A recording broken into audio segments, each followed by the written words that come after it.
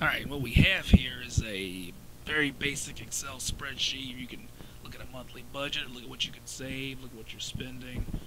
What we would like is for people to be able to download the link or just upload this to Excel, bring it up on their own, just punch in numbers as they deem necessary. No one would actually have to punch in or crunch numbers, as a matter of fact, because the spreadsheets are already set up to do simple subtraction, simple division, addition, multiplication, nothing fancy. Actually, there's two functions that are not. So basic here we have an if and statement, which applies to this table up here, which says if you make in between this and this, then you'll pay this in taxes, or this tax rate.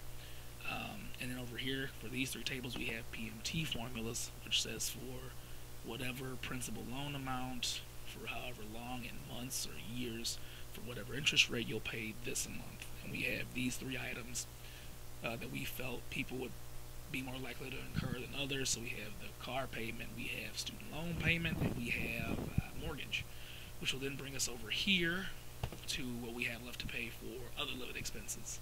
So I'll give you three real quick examples. Try to make it quick. So person one, making $50,000. So I mean, they're not making money. They're making okay money. So they're making 50 grand. They want 6% to go towards savings and retirement. So they have that. Because they make 50 grand according to our table, they'll pay a 25% tax rate. They got 1% going to other medical and dental insurance. So they got this amount in annual portable or disposable income, which gives us a monthly income of $2,800 and change. See how that works? Just punch in a number, maybe a guesstimate, or maybe what you actually make it. So over here, this person A or person one, they got to get around. So they just got a $20,000 Chevy Aveo. I don't know.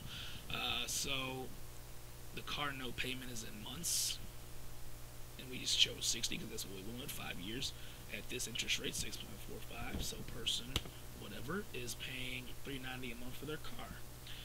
For student loans, person A is going to pay, we'll say, $27,000 because that's the national average, apparently. And again, we just threw in numbers. All these numbers are changeable.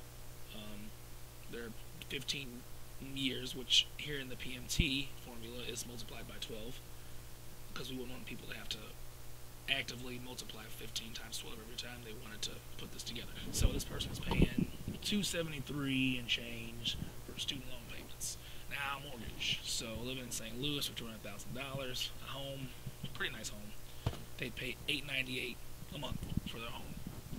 Now, if you want this to look more like rent, say $555.56, you just get rid of the interest rate to get that, and you would just mess with this number to get it to look more like what you pay in rent. But for the example's sake, we'll keep the mortgage. So they're paying $898 in mortgage. So here is what you have left to pay for other living expenses, $1,270 and change. So utilities and insurance, that's the light bill, that's car insurance, whatever, phone bill. So let's say you're paying $400. I don't know if that's a lot. Who knows? $400. And then for groceries, this person pays $250. That might be a lot. That might be a little. No clue. And then for other, you got gasoline. You have clothes, and you have shoes, beer, whatever.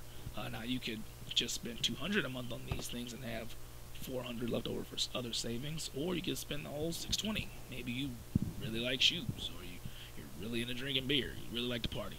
Whatever. Next, we want to show you someone making the same amount with the same tax rate and the same savings, paying the same for everything else, except for these three big ticket items. In regard to this, we're going to assume they're living above their means. So this person, that Ford Fusion ain't going to cut it.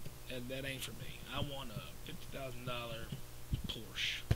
So for the same terms, at the same interest rate, this person's paying $977. Person B, they're paying $977 for their car.